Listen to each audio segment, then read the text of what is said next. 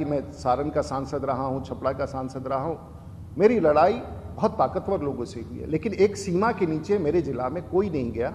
और मैं उन लोगों का नाम नहीं लेना चाहता हूं। मैं इतना जरूर कबूल करूंगा कि एक आपराधिक रूप से कभी किसी ने पॉलिटिक्स नहीं किया मेरे जिला में, और मैं उन लोगों का आभार व्यक्त करता हूं जो सीमा।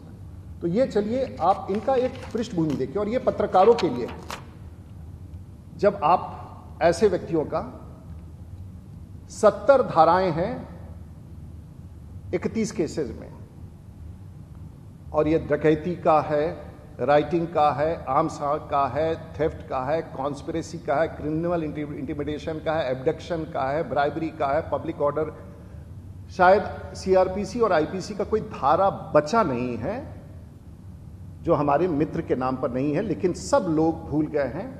और पिछले 30 साल में ये सभी कई केसेस चार्जशीट हो चुके हैं, कई के कॉग्निजेंस हो चुके हैं, कई पर अब भगवान जाने कैसे कोई। और मैंने खंगाल डाला पूरी दुनिया के राजनेताओं के इतिहास को, पूरी दुनिया में, और मैं न Guinness book of world record में, न Limca book of world record में, कोई भी दुनिया का ऐसा पॉलिटिशियन नहीं होगा जिसकी ये आपराधिक भूमि हो, आपराधिक बैकग्राउंड। मुझे बहुत खराब लगता है, उनके ही परिवार हैं, बच्चे हैं मुझे, लेकिन मैंने उनको बुलाया नहीं था अपने यहाँ। मैंने उनको नहीं कहा था कि मेरे यहाँ आकर के कीजिए, मैंने कोई गलती नहीं की थी उस विषय पर भी। और मैं अपोलोजेटिक नहीं हूं, मैं दावे के साथ कह रहा हूं कि मैंने, तो इतना आपराधिक मामला, कोई भी धारा नहीं बचा है अगर ध्यान से देखेंगे, और वो सब छिपा हुआ है, कोई जानता नहीं है। केसों का धारा अगर आप ध्यान से पढ़ेंगे, कोई धारा ऐसा नहीं बचा है। नया सीआरपीसी और नया आईपीसी लिखना पड़ेगा किसी व्यक्ति के पृष्ठभूमि को बताने के लिए कि आखिर ये व्यक्ति है कौन, और क्यों छिपा हुआ है इस प्रकार से, और क्यों छिपा रखा है लोगों ने, और क्यों इसकी चर्चा नहीं करते हैं। मैं अगर अपराध करूं तो रात्र भर हम लोग सो नहीं पाते हैं, और इस प्रकार का, और इसमें कितने लोगों का दमन हुआ, कितना, मैं ये नहीं जाऊंगा, इसको मैं भी छोड़ देता हूं, क्योंकि इसके बाद के अगर तथ्य मैं आपके पास लाऊं तो आप दंग हो जाएंगे। आगे का इंतजार कीजिए, हम सब लेके आएंगे, क्योंकि मैं जानता हूं कि किसी राजनीतिक अपराधी से लड़ना कितना कठिन होता है। आपके ऊपर भी हो सकता है, आपके परिवार के ऊपर भी खतरा हो सकता है, मित्रों पर हो सकता है, पत्रकारों पर हो सकता है, लेकिन एक और बात है जो छिपाया गया है। 2014 में आप लोकसभा का चुनाव लड़े, जीत गए, लेकिन उस समय आपने 19 केसेस छिपा के रखे थे। 17, 18, 19, 25 अनुसंधान का क्रम जारी है, और आपने एफिडेविट में गलत दिया था। उस समय अगर आपके इस खिलाफ कोई न्यायालय में जाता तो शायद, लेकिन ये जांच का विषय है, इस पर मैं टिप्पणी, लेकिन आपने सत्यों को छिपाया था।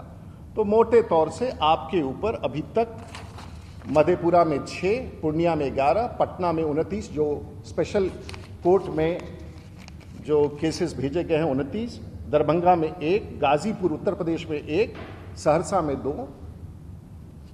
पता नहीं, सरकार उस समय तो सबकी सरकार थी, आज की सरकार नीतीश कुमार जी की सरकार नहीं थी, सुशील मोदी जी नहीं थे, तारकिशोर प्रसाद नहीं थे, सबकी सरकार थी। और ये 1990 के बाद से, और मैं बताना चाहूंगा कि जब आप सांसद बने, मैं भी उसी वर्ष उस विधानसभा में जीत के आया था 27 साल की उम्र में। मैंने कभी आपसे किसी प्रकार का व्यवहार नहीं किया। आप राजनीति कर रहे थे, करे, सरकार का काम है देखना, लेकिन आपने आके एक ऐसा आरोप लगाया जो मेरे मन को झंझोड़ दिया। मुझे मन नहीं, मेरे मन को नहीं झंझोड़ा, मेरे पूरे पॉलिटिकल फ्रेटर्निटी में एक आपने ऐसा शब्द डाल दिया जो शायद मैं कतई स्वीकार नहीं कर सकता था। मजबूरी में ये मैं प्रेस कॉन्फ्रेंस कर रहा हूं कि तथ्य, और ये भारतीय जनता पार्टी का नहीं है, राजीव प्रताप रूडी का, और ताकि ये रिकॉर्ड पर है, कभी भी इस लिंक को उठा के कोई देख सकता है। मैं इसके बाद जानना चाहूंगा, आप बहुत अच्छे आदमी हैं, आप मोरल कीपर है, कॉन्शियंस कीपर हैं, तो एक वीडियो आपको दिखाना चाहूंगा। इसके बाद जो है B9 तक तो दिखा दिया। आप गालियां निकालते हैं, आप किसको छोड़ते हैं, सब खराब है। ये पूरा डॉक्यूमेंटेड है, किसी को आपने नहीं छोड़ा है, सरकार में, सरकार के बाहर में। मैं नहीं बोलना चाहूंगा किसका, ये पूरा ट्विस्ट है।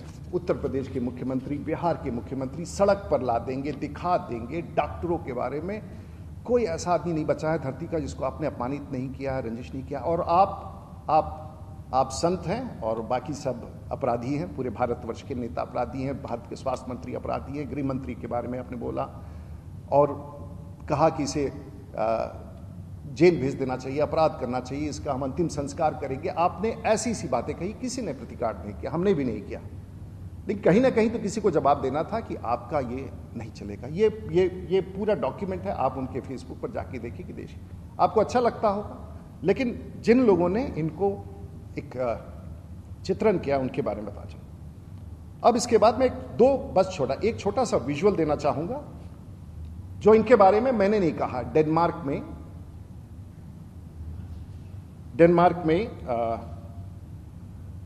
डेनमार्क में किसी ने जाने के बाद, ये गलत हो सकता है लेकिन मैं नहीं जानता हूं कि अर्नब गोस्वामी इतना बड़ा गलती क्यों करेंगे।